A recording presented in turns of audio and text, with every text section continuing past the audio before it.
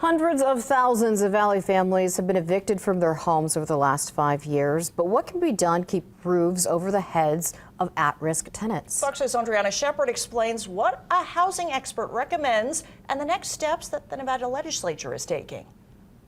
They've actually been really friendly and helpful. The Longhorn Casino and Hotel became Patricia Glissman and her dog's home the last few days. I was evicted not even a week ago with relatively no money. Even with income from her job, she's now one of the thousands who didn't make rent and received an eviction notice in the Valley this year so far.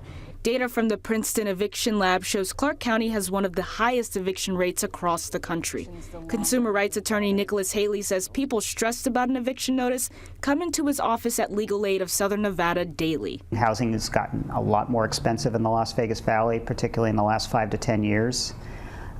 So when people are out of a home, replacing their housing is our priority because we don't want to see people be homeless.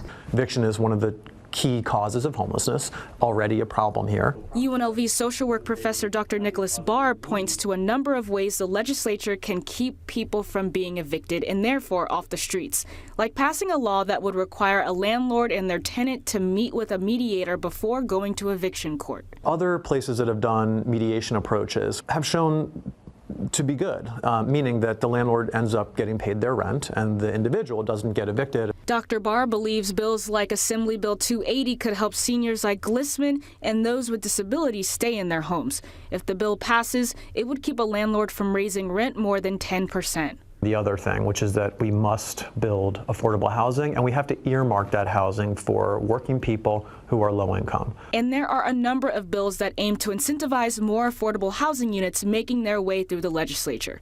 Senate Bill 51, for example, would reimburse city and county governments that make it cheaper for those building affordable housing units. If you don't have money, you don't have anything. None of those bills come fast enough for Glissman to stay in the Valley. She's forced to move in with her son all the way up in Winnemucca.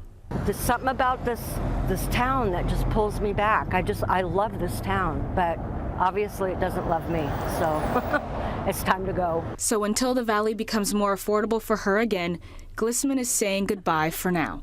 Andriana Shepard, Fox 5 News, local Las Vegas.